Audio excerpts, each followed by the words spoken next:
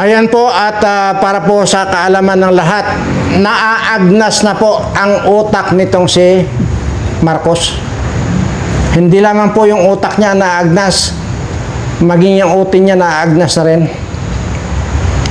Bakit ko nasabing naagnas na ang utak nito? Baka po, kapit lang po kayo na makabuti niya sa inyong kinauupuan, baka malaglag kayo. Dito sa sasabihin ko na nagbigay ng kalahating bilyon o 500 million dito kay Leni Robredo para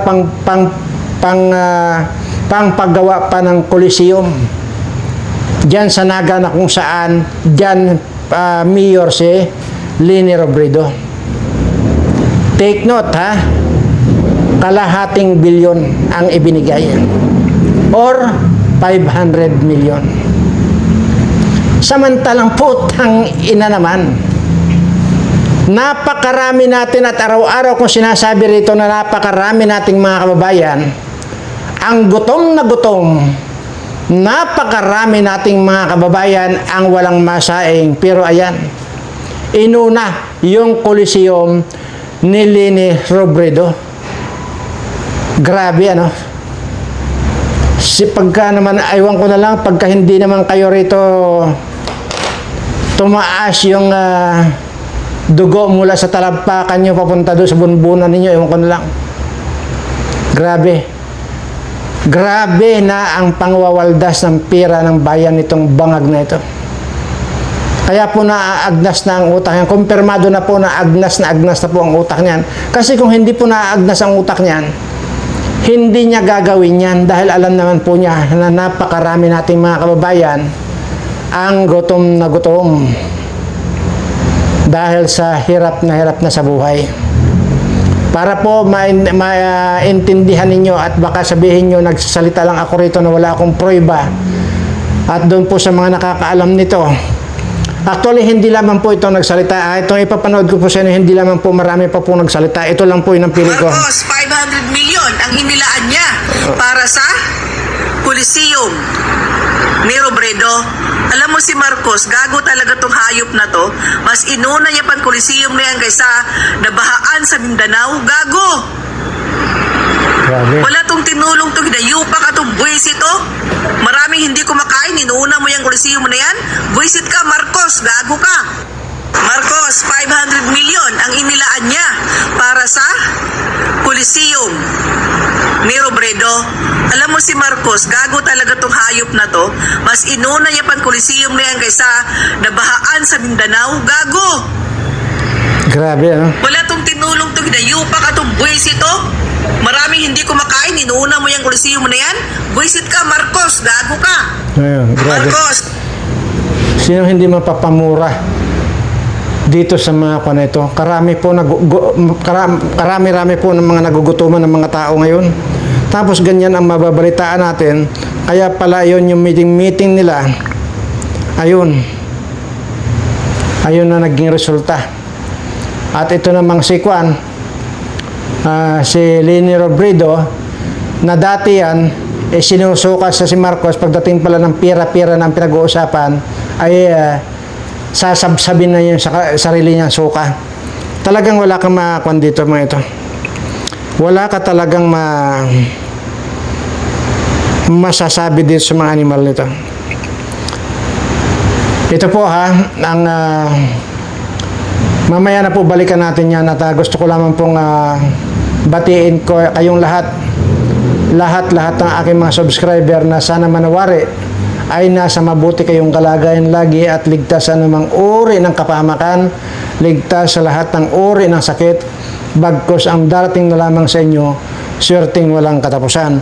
At ito pa po yung ngayon po ay naghigpit na po naghigpit na po ang pagbabantay dyan sa airport dahil baka po may makalusot na may carrier na po ng Nipah virus, kaya hinihigpitan na po ang airport ngayon. Ito po ang katibayan na naghihigpit na po sa airport ngayon. Inatasan ni Pangulong Bongbong Marcos ang Department of Health na paigtingin ang pagmomonitor sa Nipah virus at iba pang ginahawang sakit. Ayon sa Malacanang, inaayon na ng DOH ang health protocols nito sa mga pinakabagong update ng World Health Organization o WHO. Alerto at maagap din nila ang screening sa mga border ng bansa tulad ng arrival thermal scanning at mas maiging pagbusisi sa online health declarations. Payo ng Malacanang sa publiko, tumutok sa mga health update ng DOH para manatiling ligtas. Nauna nang sinabi ng DOH, hindi pa inirerekomenda ang travel restrictions. Ilan sa mga sintomas nito ang lagnat, sakit ng ulo, ubo, pamamaga ng lalamunan, sakit ng kalamnan at hirap sa paghinga. May mga kaso rin ng pamamaga ng utak, pulmonya at iba pang severe respiratory problems. Na-detect sa India ang 2 kaso ng Nipah virus na zoonotic o mula sa hayop. 1999 ito nang unang nadiskubre at naitala na sa Sultan Kudarat noong 2014. Ayan po. So tingnan niyo ha, kung inyo po napansin yung sinasabi na ang mga sintomas ay yung sa lalamunan, sumasakit ang lalamunan, kung ano pa, napakinggan nyo naman yon. So doon na po pumapasok yung ating kalamansi at saka sili. At actually hindi ko po alam, ganito lang po mayroon po kasi nag-comment diyan, nalimutan ko lang, hindi ko na-save eh. May nag-comment po diyan na kung gusto raw ninyong makita yung video ng kalamansi at saka sili na yung aking dinimo pa dito with rice cooker, ay i-type nyo lang po daw yung kalamansi at saka sili, lalabas na po yung thumbnail ha. Ibig ko kanina, tuturuan ko rin po kayo kasi pasalamat talaga ako doon sa nag-comment na yon. At talagang nung nag-comment na yon, sinubukan ko at yun na nga, actually hindi ko rin alam to gawin eh. So yun po yung comment niya na pagka gusto raw ninyo makita yung video na kalamansi at saka sili, ganito lang po yun. Halimbawa po ito sa YouTube, ito YouTube, pindutin nyo po yan. Tapos mayroon po kayong ita-type, i-search nyo po yan, i-search nyo, i-type nyo po na kalamansi at sili. Yan, pindutin nyo po yung kalamansi at saka sili, yan. Kung wala man pong labas yan, i-roll nyo lang po. I-roll nyo pataas. Ayan na po. Lumabas na. Kalamansi at saka sili sa bagong virus. Ayan na po yung thumbnail. Ito po yung hanapin nyo at yan po yung panoorin nyo at para malaman nyo po yung proseso. Ayan po.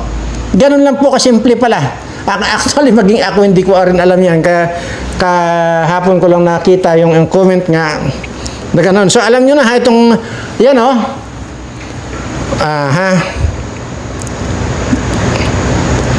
ayun. Yan, basta ganun lang. Nawala na tuloy.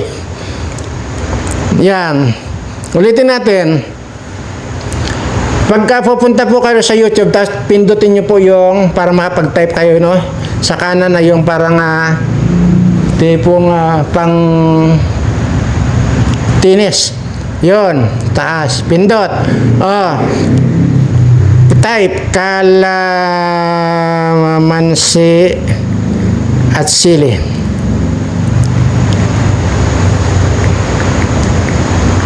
Ayan.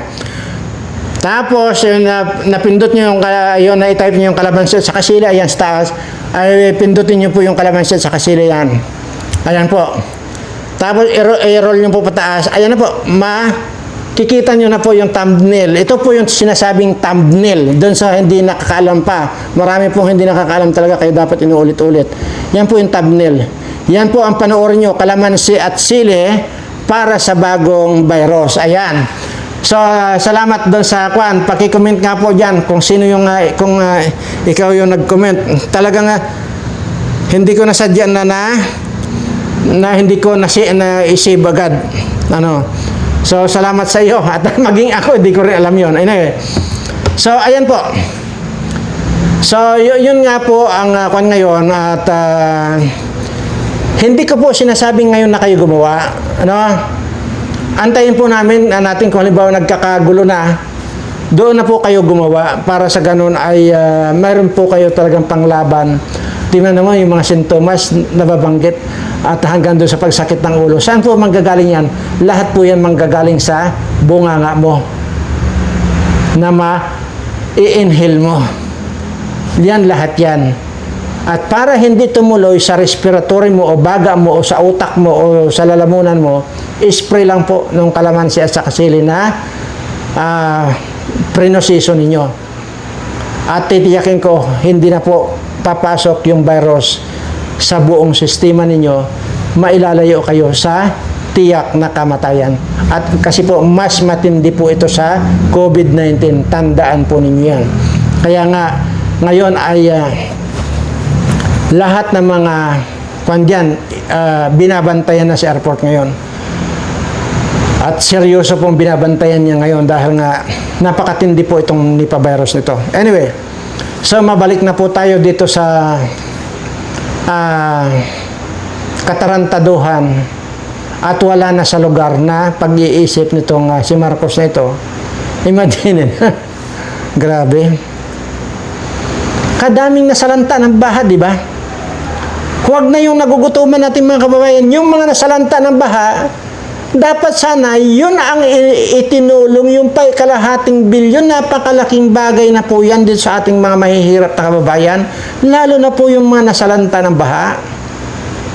Tapos doon lang sa Coliseum lang ilalaan ay mayroon napakahaba pa po itong panahon natin na para ayusin yung Coliseum dyan sa Bicol. Pero huwag naman sana ngayon sa pagkakataong ito na napakaraming gutom na gutom nating mga kababayan at mga walang masahe, inuna pa yung putang inang Coliseum na yan sa Bicol.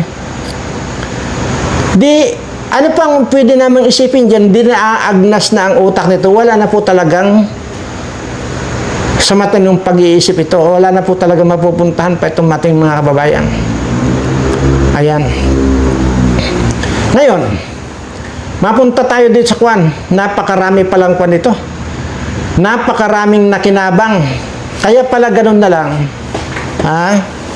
Yung pananahimik nitong si Tulfo, abay nakinabang pala din sa mali-malita ito.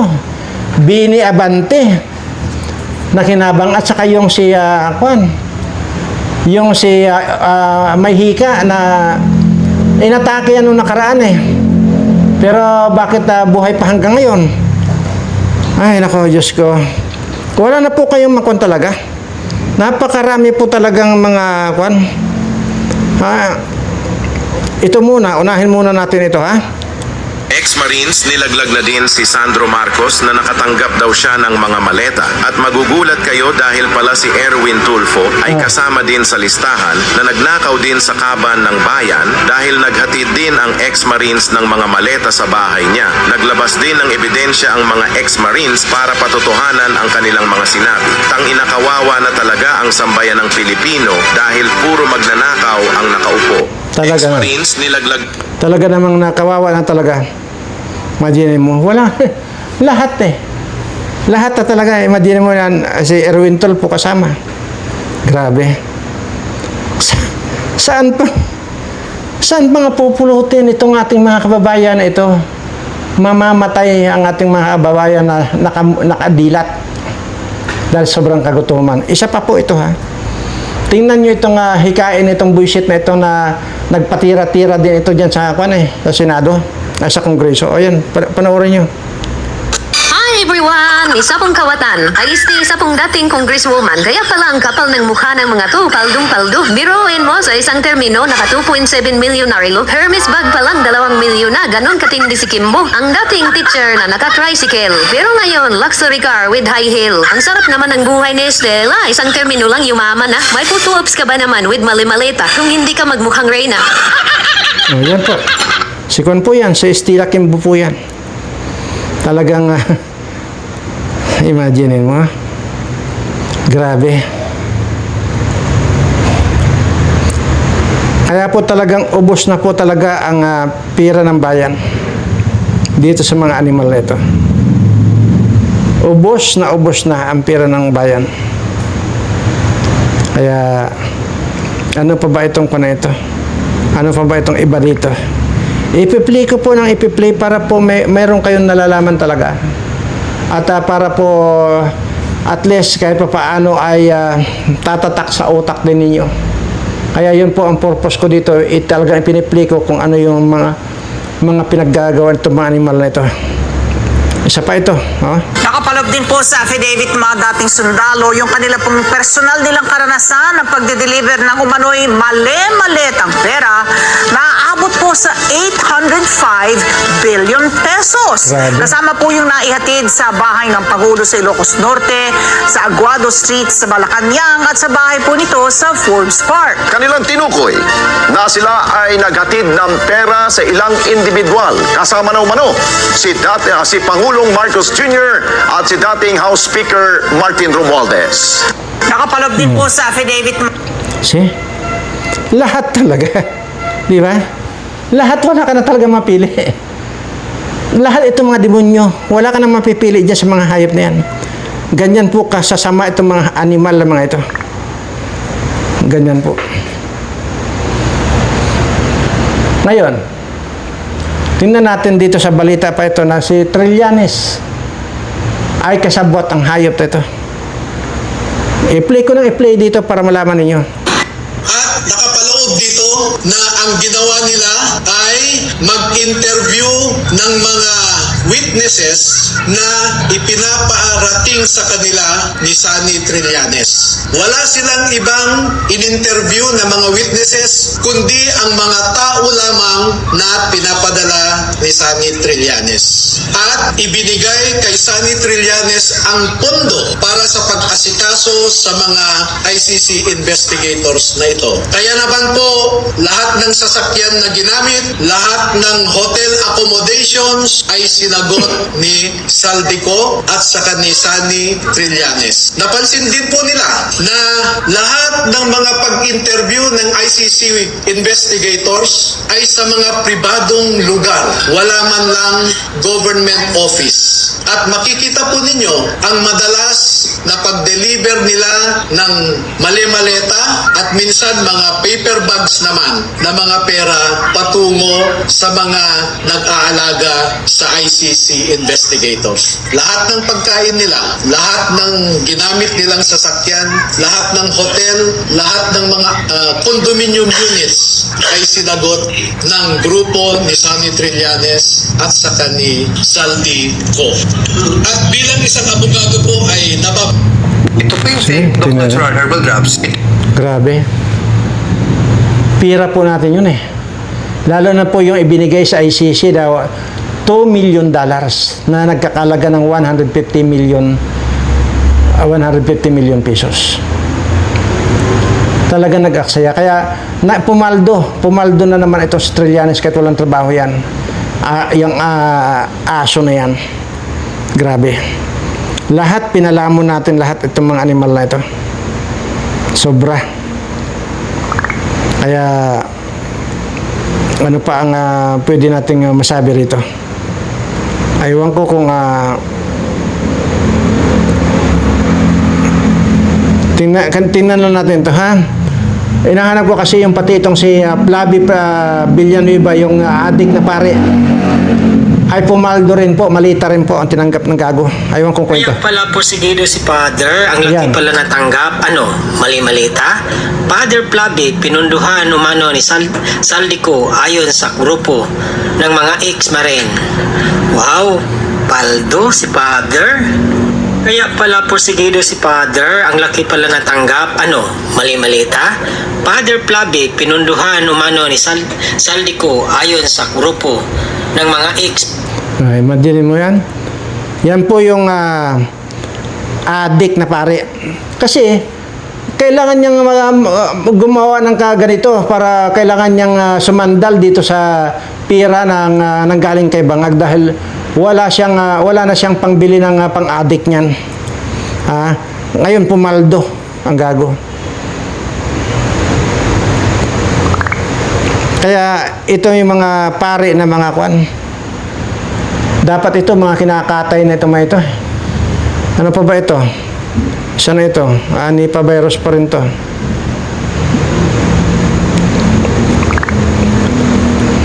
Grabe. Ewan ko ko itong isa. Subukan natin itong isa. Ang ugat at pinuno ng pagnanakaw sa ating bayan ay walang iba kundi si President Marcos. Oh, yan. At hindi gagalaw si Speaker Romualdez o si Saldico na walang pahintulot kay PBBM. Correct. Ang ugat at pinuno ng pagnanakaw sa ating bayan ay walang iba kundi si President Marcos. Kasi, yan ang totoo. Kaya tingnan mo. At yun mga kaibigan ha, yun yung sinasabi ko sa inyo na sa kabila ng paghihirap nitong ating mga kababayan, kayo na mga kababayan ko, nagawa pang bigyan si Leni Robredo ng kalahating bilyong piso. Samantalang napakaraming nabaha nating mga kababayan, napakarami nating mga gutom na mga kababayan, nagawa pa niyang magbigay ng kalahating bilyon kay Leni Robredo. Itong naaagnas na ang utak nito. Aywan ko ano pa ba itong isa. Sir Santos, buti naman at gising ka na, successful. At, ito po yung kwan. Ito naman ay nagpa-opera yata itong si Kwan Hayata, hindi ko sigurado. Nagpa-opera ito si Tulfo ng kanyang pigsa. Ay mukhang nagkamali yata yung doktor ang natanggal yung bayag. Kasi yun, dapat ang tatanggalan ng bayag yung si Dr. Santos, pero ang natanggalan ng bayag yata itong si Rapi Tulfo. Nagkamali yung doktor kasi dapat ang ipapa-opera niya yung pigsa. Ito, panoorin nyo ha. Tanggal ang bayag ni Tulfo. Ito. Ang operasyon na tanggalan namin ng mga itlog mo. Mapipigilan na ang pagkalat ng infection sa katawan mo. Anong itlog, Dok? Pigsa lang pinapatanggal ko. Tsaka hindi ako si Mr. Santos. Dok! Si Mr. Tulfo siya. Ito itlog ko, Dok! Sir Santos, buti naman at gising ka na, successful ang operasyon na tanggalan namin ng mga itlog mo. Mapipigilan na ang pagkalat ng infection sa katawan mo. Anong itlog, Dok? Pigsa lang pinapatanggal ko. Tsaka hindi ako si Mr. Santos. Dok! Dok! Si Mr. Rapi daw siya. Imaginin mo, nagkamali yung doktor, yung bayag ni Tulfo ang tanggal.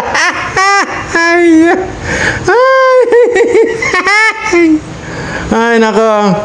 Nakakatawa man pero talagang wala eh. Wala tayong magagawa dito kundi ang umindak. Ayan.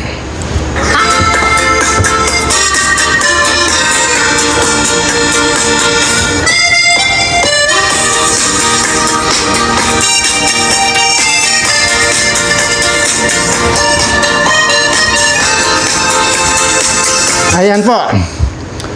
At siguro po hanggang dito lamang itong ating video. At sana manawari dumating na yung swerte sa lahat ng mga subscriber ko.